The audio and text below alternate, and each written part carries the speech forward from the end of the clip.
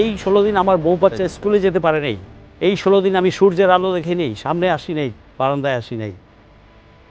এই 16টা দিন আমার কীভাবে কেটেছে। আপনি কি নিজ বাসায় নিজ বাসায় আমি ছিলাম। আমার বউ বাচ্চা স্কুলে যেতে পারে, গেলেই তো বাচ্চা ধরে, বাচ্চাকে যদি কিডন্যাপ করে তখন তো আমাকেও কিডন্যাপ করা তাদের সোজা হবে।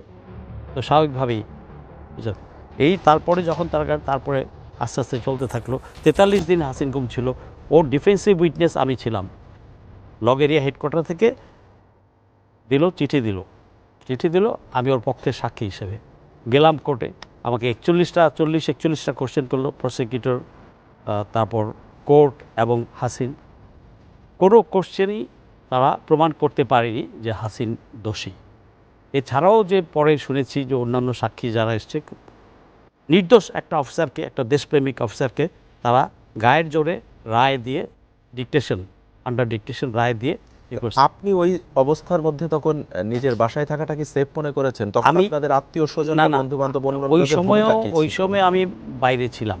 আচ্ছা। এবং এই যে কোর্টে সাক্ষী দেওয়ার আগ পর্যন্ত মাঝে মাঝে আমাকে বিভিন্ন আত্মীয় স্বজনের বাসায়, বন্ধু বান্ধব বাসায়, তখন তাদের আচরণটা কেমন ছিল আপনার সাথে? পরিচিতদের, বন্ধু বান্ধব? পরিচিতদের আচরণ মিক্সড আচরণ।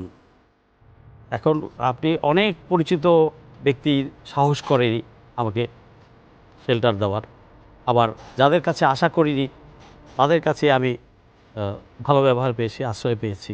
রাতের পর রাত এরকম পড়তে হতো। তো আমি যেদিন ক্যান্টনমেন্টে ঢুকি ওকে সাক্ষী দেওয়ার জন্য হাসিনের পক্ষে, সেদিন আমি জানলাম আমি নাকি পিএনজি, আমাকে পার্সোনা নন গ্রাটা করা হয়েছে।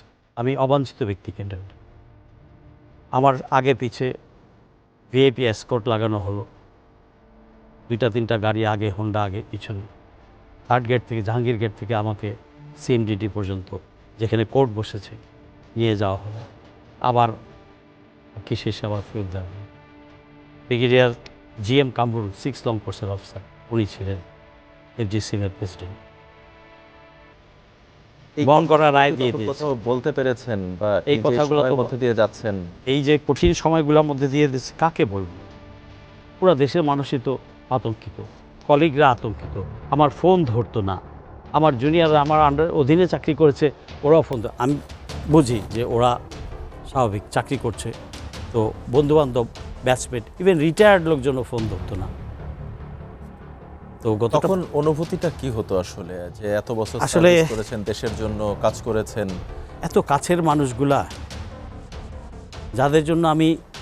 যাদের প্রয়োজনে আমি ঝাঁপিয়ে পড়েছি, তাদের এমনও বলবো যে সিভিল এলাকাতে ডেপুটেশন এসে অফিস করছে, আমারই ব্যাচমেট, হ্যাঁ, ক্যান্টনমেন্টের ভিতরে না।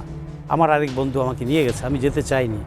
তো গেলাম, ও হ্যাঁ হ্যালো বলে আরেক অফিসে গিয়ে বসে রইল, আরেক ফ্লোরে গিয়ে বসলো, চা পানি খেয়ে বিদায় দিল। অনেকক্ষণ হয়ে গেছে, আসে না।